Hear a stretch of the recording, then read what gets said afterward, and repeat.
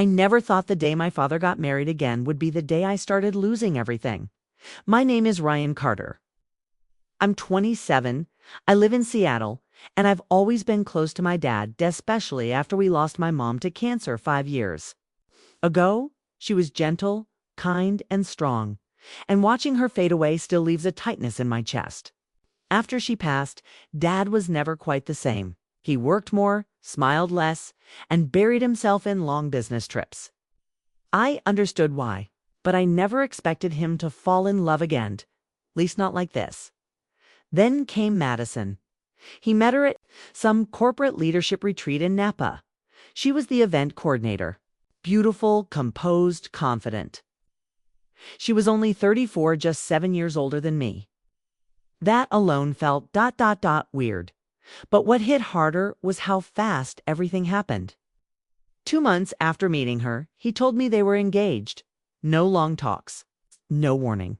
Just a text with a photo of her hand and a diamond the size of a raisin.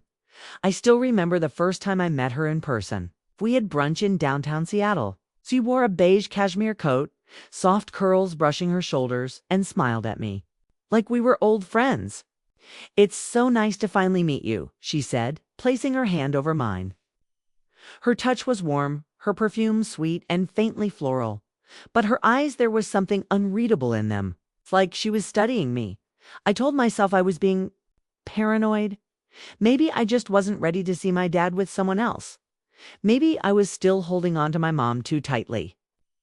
So I kept my distance, smiled when expected, and tried to convince myself this was good for him. That he deserved to be happy again. But the day of their wedding, that was different. It was a crisp fall afternoon in a vineyard just outside Portland. Red and golden leaves fluttered in the breeze, and soft piano music played as guests sipped champagne under a white tent. Everyone was smiling. Everyone except me. I stood in the back, my hands shoved in my coat pockets, staring at the woman, who now wore the same last name as me. Madison walked down the aisle in a fitted satin dress, a veil brushing her cheek, her lips curled into a smile that didn't quite reach her eyes. My father looked at her like she was the sun. But all I saw was a stranger. I watched them exchange vows, his voice cracking, hers steady and sweet, and I felt this slow ache building in my chest, like I was losing him. Like he was walking into something he didn't fully understand, and I couldn't stop him after the ceremony. As guests clinked glasses and laughed over shrimp cocktails, Madison found me outside by the fire pit. She sat beside me, close. Too close.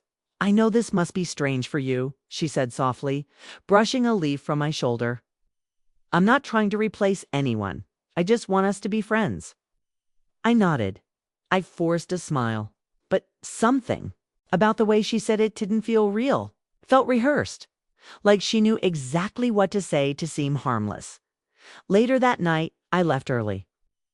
I told my dad I wasn't feeling well, and he gave me that disappointed half nod that made me feel like a child again. As I walked toward the parking lot, I passed the side of the reception hall and stopped. Madison was there in the shadows. But not alone. She was with a man tall, wearing a navy suit. Someone I hadn't seen among the guests. They weren't just talking. He touched her arm and she didn't move away. She laughed, leaned into him, whispered something. Her smile looked real this time. I stood frozen, hidden by the vines, the air thick and heavy in my lungs. I couldn't hear much, just low voices and laughter. But that moment, something about it felt wrong, not casual, not innocent. Like something was already being betrayed. I didn't tell my dad, not that night, not yet. But I drove home with a knot in my stomach and a question I couldn't answer. Who was Madison, really? And what had she just taken from me? After the wedding, everything changed. Not just for my father, but for me too. Madison moved into the house I grew up in, the same place my mom painted the walls, where her laughter once echoed down the halls. Suddenly, the home that held my childhood, my memories, felt like a museum someone else had redesigned. Madison wasted no time. Within a month, the living room was remodeled. My mom's old floral curtains replaced with sleek gray blinds. Her books packed away into boxes, and our family photos, every single one with my mother in it, were taken down. "It's time for a fresh start," she said one day, while sipping her morning tea from a mug that used to belong to Mom. "Your dad needs something new." I just stared at her, wondering how someone could erase a whole life so fast. At first, I tried to be polite, thought maybe she didn't realize how personal everything felt. But the more I visited, the more I saw who Madison really was.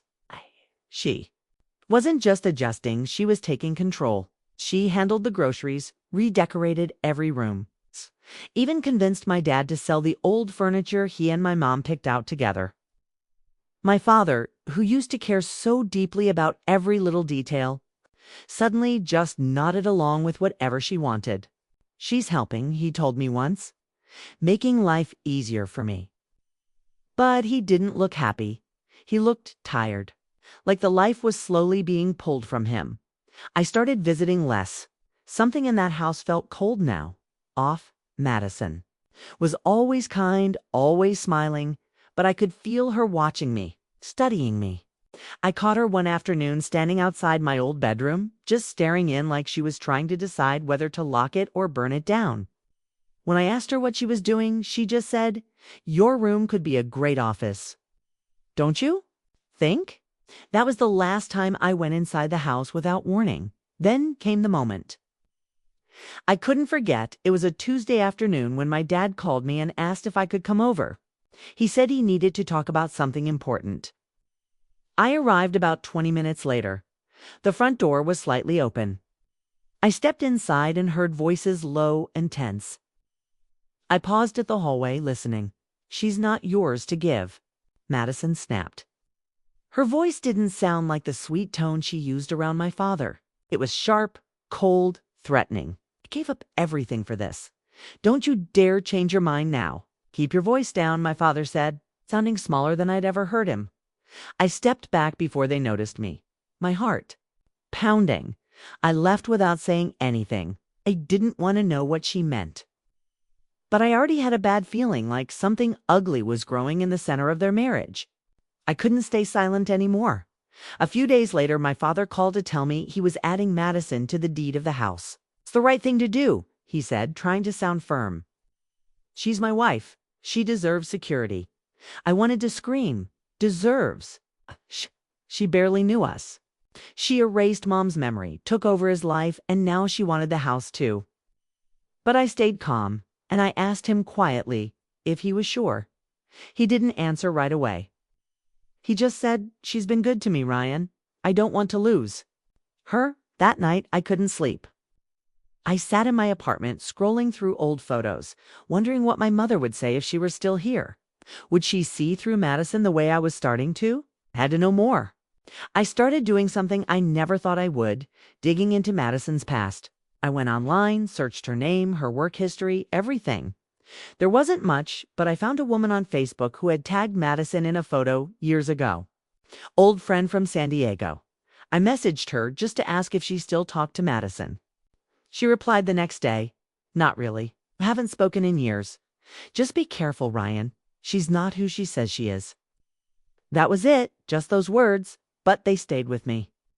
Echoed in my mind every time I saw Madison smiling in her perfect little dresses, playing the role of loving wife. My instincts weren't wrong. I could feel it now, deep in my chest. Something dark was hiding behind her smile, and I wasn't about to let her destroy what little I had left of my family. It all started falling apart when my father landed in the hospital. It was a Wednesday morning when I got the call. He had collapsed at work from a minor stroke. Not life-threatening, but serious enough to shake me to my core. I rushed to the hospital, my heart pounding, my mind racing. When I got there, Madison was already sitting at his bedside, dressed in a soft cream sweater. Her makeup perfect, not a single tear in sight. She looked calm, too calm. She held his hand, whispered to him like she was the perfect, caring wife, but something in her eyes told a different story. Something cold, like she was thinking 2 steps ahead of everyone else. while the doctors spoke to me about recovery plans and medications. Madison handled the paperwork, the finances, the insurance calls. I was grateful at first until I noticed the changes, fast, quiet changes that didn't make sense. She sold his vintage Mustang within days, the car he'd been restoring for years, claimed it was just sitting in the garage. Then she liquidated one of his smaller retirement accounts. When I asked about it, she brushed me off. Medical bills, Ryan. Your father's health comes first. But when I checked with the hospital's billing department, they told me most of the expenses were covered. That's when I knew she was lying. I waited until one evening when she left the hospital early and my father was finally awake enough to talk. I sat by his bed, unsure of how to begin. He looked tired. "Thinner, Dad," I said gently. "Did you know Madison sold your car?" He blinked slowly, then nodded. "She told me," he said, his voice weak. "Said it was time to let go of things." I didn't argue. I swallowed hard. "Did she talk to you before cashing out the retirement account?" He stared at me, long time, then turned his head toward the window. That was all the answer I needed. My father was too tired to fight. Madison knew it. She was making moves while he lay in a hospital bed, half conscious, trusting her. That night, I couldn't sleep. I went back through my phone, through old messages, photos, even her social media. Then I remembered the man from the wedding, the stranger in the suit she whispered with behind the tent. I'd never seen him since, but that image stayed in my head. I had to know more. The next week, I followed her. I know how it sounds immature, dramatic, but I couldn't shake the feeling that something worse was going on. Madison left the hospital early again that Friday, saying she had a girls' dinner. But I stayed in my car across from the house and waited. 20 minutes later, she walked out dressed in a black fitted dress, heels, and deep red lipstick. She didn't look like someone heading to a girls' night. She looked like someone meeting a lover. I followed from a distance as she drove into downtown Seattle, parked in front of a quiet, upscale restaurant, and walked inside. A few minutes later, he arrived, the same man from the wedding, same suit style, same confident walk. They greeted each other with a kiss, not on the cheek. It's not friendly. A slow, passionate kiss like they hadn't seen each other in weeks. I felt something inside me snap. I took photos, every part of me shaking. Didn't want to believe it. I didn't want this to be true. But there it was, right in front of me. The woman who claimed to love my father, who held his hand while he lay sick in a hospital bed, was lying to him, betraying him, taking his money, and loving another man. It made me sick to my stomach. I drove home with tears of anger and heartbreak burning behind my eyes. This wasn't just about money. It wasn't even just about betrayal. It was about watching someone take advantage of a man who had already lost so much. It's my mother, his health, his peace. Madison had walked into his life like a dream, but she was a nightmare in disguise. And I couldn't keep pretending not to see it. I had the proof now, and soon he would too. But I also knew that the truth, when it finally landed, was going to destroy everything he thought was real. Asterisk, I didn't want to break my father's heart, but I knew I had no choice. The truth was already eating me alive. I waited until he was back home recovering. The house finally quiet again. He sat in the den wrapped in the same blanket Mom used to curl up in, looking older than I'd ever seen him. I sat across from him, my hands shaking, and said, "Dad, there's something I need to show you." He gave me a tired smile, as if he already knew it wouldn't be good. I pulled out my phone and showed him the photos Madison with the other man. Wrapped in his arms, their lips pressed together, their hands touching like they'd done it 1,000 times. My father didn't speak. His face didn't even move. But I saw the light fade from his eyes in real time. It was like something inside him just ... let go. I expected him to get angry. I wanted him to yell, to ask questions, to blame me. But he just stared at the pictures for a long while and then whispered I knew something was wrong. I just didn't want to believe it. That broke me. Hearing the pain in his voice made me want to rewind time and protect him from ever meeting her. But I couldn't. She was already part of our story and, not in a way we could erase. The next few days moved fast. My father quietly called his lawyer, changed the locks on the house, and froze the joint accounts. Madison came home one evening to find her key didn't work. And when I saw her standing at the door, pounding with her fists, yelling for him, I saw her true self. Her face wasn't calm, wasn't sweet, it was furious, twisted, wild. She didn't even care to pretend anymore. She called him selfish, old, weak. She shouted that he owed her everything, that she deserved the house, the money, his legacy. My father listened to her from the window, silent, unmoved. For the first time in months, I saw strength in his eyes, again, and that was when I realized he hadn't lost everything. She'd taken his trust, his peace, maybe even some of his joy, but she hadn't taken his soul. Or mine. Weeks passed. We learned the man she'd been seeing was someone from her past, a failed real estate investor she once dated in California. They had a history of pulling cons together. Madison had done this before, not once, twice. Two other older men with money and soft hearts. It all made sense now. The fast wedding, the sweet words, the way she inserted herself into every corner of his life. It was never love. It was a game. And this time, she lost. Legally, she didn't get the house. She walked away with a small settlement, barely a scratch compared to what she tried to take.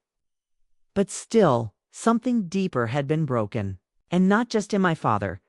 In the quiet that followed, I found myself reflecting on my own heart and how much I'd let anger control me.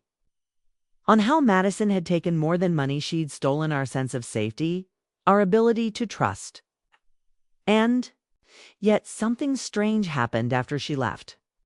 My father and I grew close again. We talked, really talked, for the first time in years. About Mom, about life, about what it means to give your heart to someone and not lose yourself in the process. He apologized for not listening sooner. I forgave him, and I apologized for not trying harder to protect him before it was too late. One rainy night, as we shared a drink in the kitchen, my father looked at me and said, "She tried to take everything from me, Ryan, but you brought me back." That was the first time in a long time I saw peace on his face. We both smiled, quiet, no words needed. Madison was gone, but the damage she caused left behind something unexpected, a reminder that love, even when broken, can still be repaired. And family, when tested, can still survive. So yes, she married my father. Yes, she fooled us. And yes, for a while, it felt like she took everything. But in the end, she gave us one thing she never meant to: a second chance at healing. And that was worth more than anything she ever tried to steal.